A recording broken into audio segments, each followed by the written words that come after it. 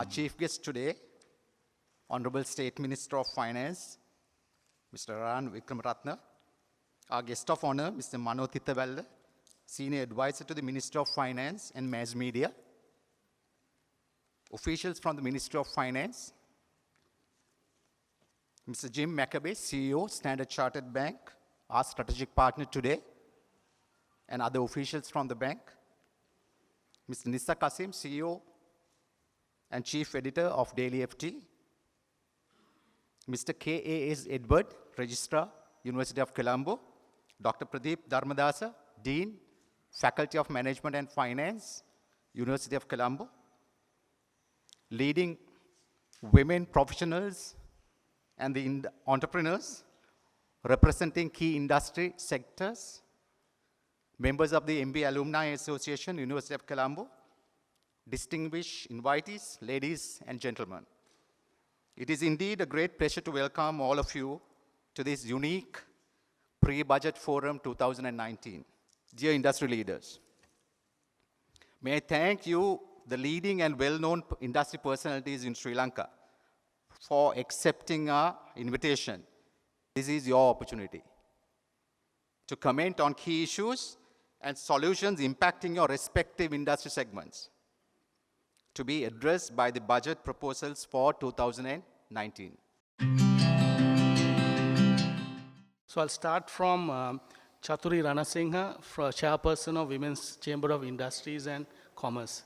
Issue 1, to improve the ease of doing business and to help women and also men entrepreneurs, a single window center to be opened countrywide to attend to all legal and mandatory regulations, formalities and registrations for starting an enterprise or business without having to travel to the capital to do so. Information in all 3 languages of the services, facilities, including financial availabilities for the would-be entrepreneurs, investors. There is a woeful lack of information on such subjects which hampers the would-be entrepreneurs, many of whom have little or no knowledge of how to set about making their aspirations a reality. Issue 2, microcredit schemes from the state banks, especially for the micro and small women entrepreneurs. Access to finance for women entrepreneurs, especially from the provinces and from the lower income groups, is a major issue. It has been shown that microfinance projects with exorbitant interest rates of the private sector have not been the answer, and they have created innumerable problems for such women and driven them even to take desperate measures when they are unable to make payments in time. This was also highlighted by the UN expert, Mr. Boholsky, who visited Sri Lanka recently. It has also been borne in mind that many of them are ignorant that starting a business entails needs to have a source of information. Also, many of them have no lands to offer as collaterals. Issue number 3, for reforms in the system of education, teacher training and vocational training. These funds should be used for well-considered plans drawn also with academics, professionals and knowledge individuals from the private and industrial sector to ensure the reforms would result in the desired outputs and that they are sustainable. As we very well know, there's a significant lack of women participating in the labor force. The highlighted impediments are safe commute and lodging and duties as a primary caregiver. How the national budget allocations can help in this area is we've recommended in our policy and strategy report, which has been handed over to the Prime Minister's office through the NHRDC, is providing safe transportation and safe accommodation where women are concentrated into workforces through private-public partnerships. This is coming very strongly from the hospitality industry and the apparel sector. Duties as a primary caregiver also creates a disconnect for educated women, and they are making choices without proper alternatives. So there was a discussion about creating a talent cooperation which registers qualified IT literate women and has a social security code where they can opt to work part-time, flexi-time or work from home. Imposing women benefits and welfare on private sector employers will act as a disincentive in the long run to hire women. So expecting the private sector to bear the cost of hiring women with extended leave, benefits, daycare is really not going to work in the longer term. We also have women who are migrating to do manual labor jobs. When these migrant returnees come back, the Women's Ministry is looking at 1,000 daycare centers. Through the vocational system, can we retrain them to be daycare center associates and caregivers so that the more qualified women can go to work or choose to work from home? Final one is, today we look at state-funded university graduates as a troublesome lot who clamor for jobs, and the duty of the state and the country has become providing jobs. But there is also the better equipped youth, the millennials, who are not expecting state-funded education, who are also excelling in academia and sports and other, and they are seriously, I'm seeing, since I'm involved with a lot of young people, a second-level brain drain.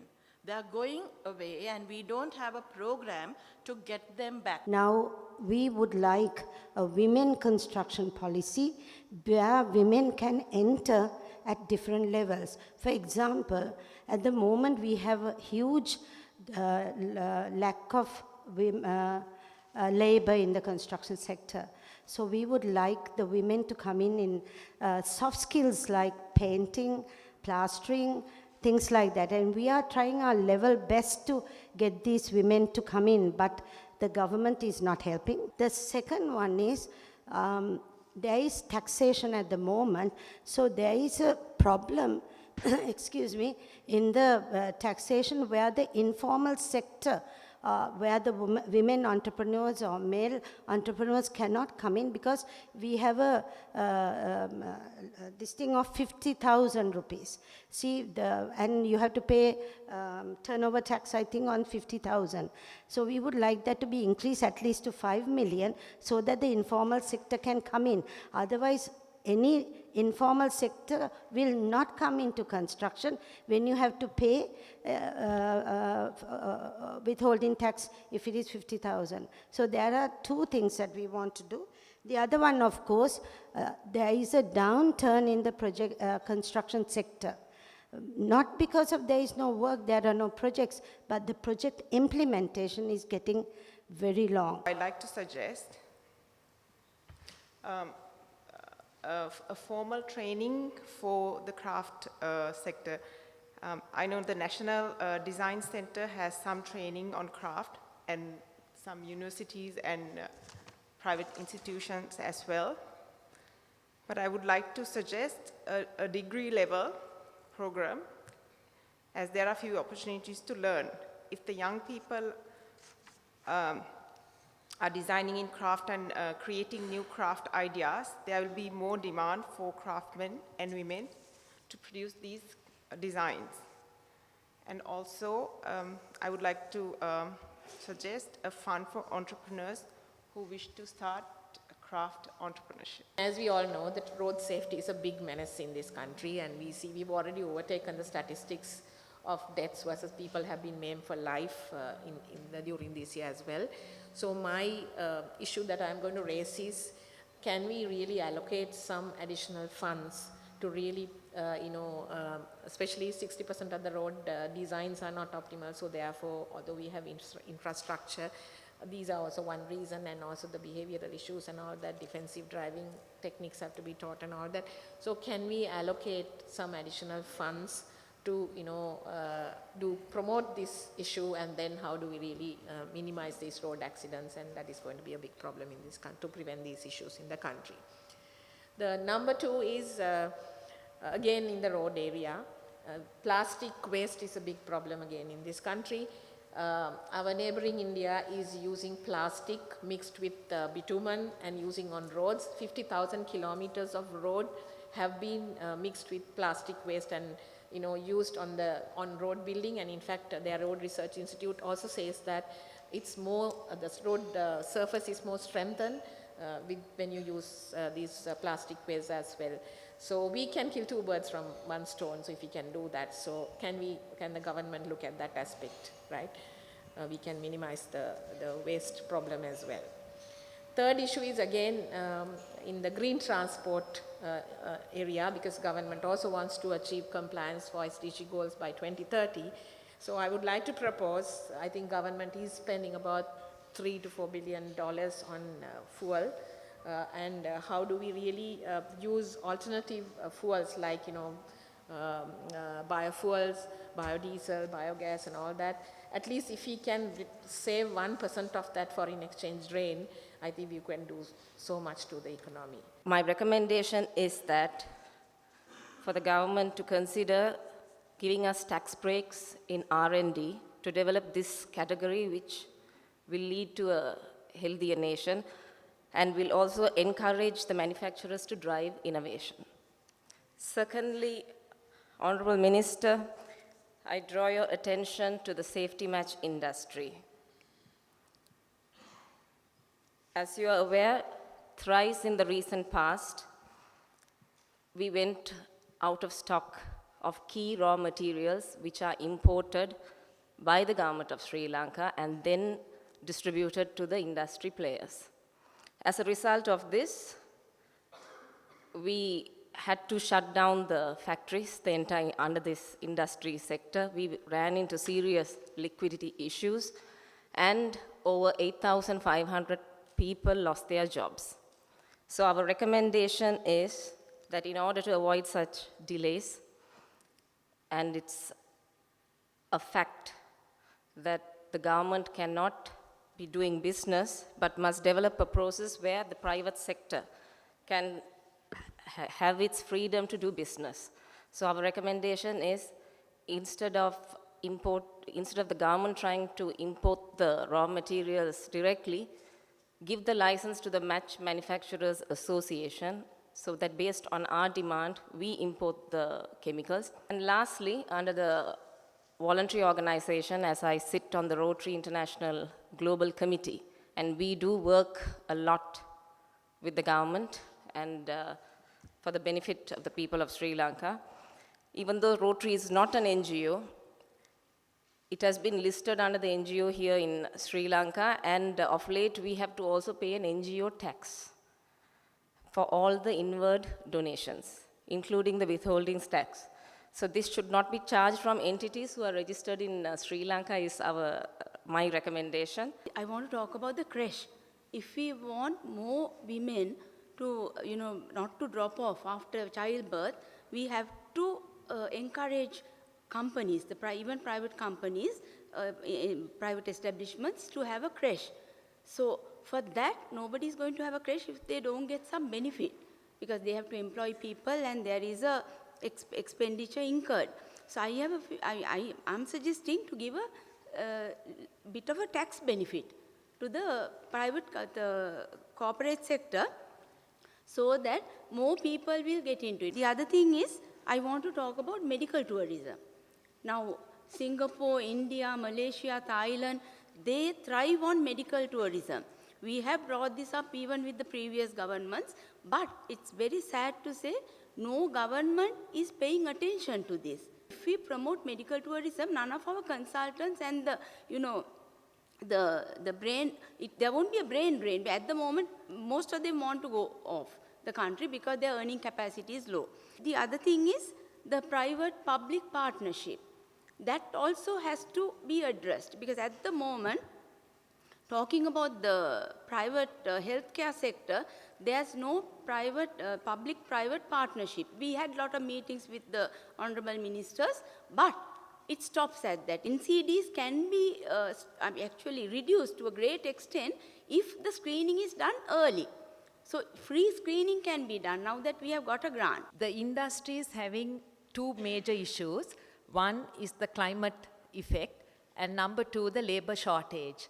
So together with the Ministry of Agriculture, the industry is working on bringing agri-modernization. Now for this, we are talking of, say, polytunnels and greenhouses and drip irrigation systems.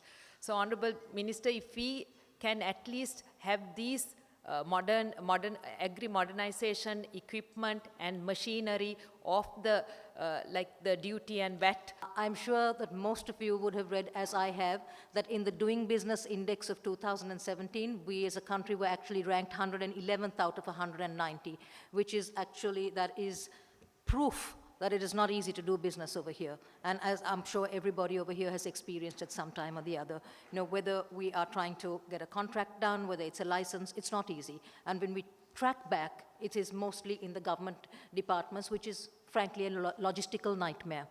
And what is the answer? Which obviously digitization and online processes, which I understand very much has been suggested last year. And I don't think it's a question of bringing it into the budget or suggesting it, but implementation. It's at implementation stage that this falls flat, right? So I am very strongly asking for accelerated implementation of a digitization process to make business easier here. That is one. My second suggestion is also to do with digitization, though I'm a little old for that now. As a support industry, we are one of the first to be axed whenever there is an economy slump, whenever there is a budget cut. Advertising is out. Foolishly, but it is, right? So we are also absolutely on the digital bandwagon. We are moving forward and trying to learn, but we are rather late to this important phenomenon. And I know that there are a lot of digital personalities who would say that we are very good and we are on par. Actually, we're not. We're not a world standard yet at all, and we really need to groom ourselves, especially the youth of the country, and go forward. So I'm actually asking if there is a possibility. There are experts in the region. There are huge experts in Hong Kong. There are experts in Korea. Is there any way that we can, on some kind of a short-term visa, bring down these experts and start bringing us up to world standard in digitization? It's very important for the future. The third thing that I wanted to speak about, in our industry, actually, we don't face any gender bias. There are a lot of women in management in our level, more women than men, so very happy about that. However, we face one serious problem, is between the ages of 30 to 39, we see an alarming dropout. And this is their age where they are most productive, right, where their careers are most important. Unfortunately, with later childbirth, they have to drop out. And we really need to take a serious call on this. I was extremely happy to see that a company like Ceylon Biscuits has opened a daycare center themselves, which is wonderful to see. But like she said, everybody's not going to do that unless there's a subsidy and unless there is something of benefit to them. We really need to look at that. Our own companies, our own industries, between 30 to 39, and even the Q1 labor force statistics show that there is a 22.9% dropout with women, only 7% for men in that age group. It's a vital age group. We need to ensure that they're brought back into the industry. There are two areas that I'm broadly going to touch on. One is assistance for businesses to grow, and the other one is skill development. And there's two of us from the industry. So Shehani from 99X will delve on the skill development part of it. So in terms of the assistance for development of businesses, the last budget actually has given quite a lot of different programs, starting from the NES, Enterprise Sri Lanka, as well as there's market access support, which are the things that we asked for. The area that I would like to highlight is, for example, Enterprise Sri Lanka. One of the challenges that especially the growing companies face is collateral, especially ICT, where we don't really have machinery or collateral, and it's mainly for expanding with people. So that's the area one of my proposals is to look at that. There is also this NCGI, which is 1/3 supportive of the collateral with insurance, but I'm not sure whether that will address it completely. So that's one. And overall, in terms of NES, we still haven't got the full benefit of it because there's a lot of bureaucracy or processes involved. So I don't really have the answer for it, but maybe if there's some kind of budget for that administration additionally, so that people can be set up to administer it strongly, that may help to get this money out to the companies. So we're still struggling with that after a year. The money hasn't completely come out. That's in terms of the businesses. And in terms of women, what I was thinking is if there's a KPI, not so much that there's a women program, but a KPI that is measured on the women participation, then it can be measured whether the women participation is growing, and then if it's not, you can take more measures, and that is currently not done, I guess. And that would be a proposal that I would say for the business area. So moving on to the skill development, since Shehani will talk about it in length, I have just one idea, and that is we're talking about various things for women. As you know, there's only about 25% participation in ICT, and therefore there's this concept that women think that you really need to be very technical to be in the ICT industry, and it's not the case. There's so many things as business development and so many things that need to be done, and therefore these arts and biology and all these other graduates who probably don't have jobs, and the earning capacity is very high in ICT, I believe that if we can create the mindset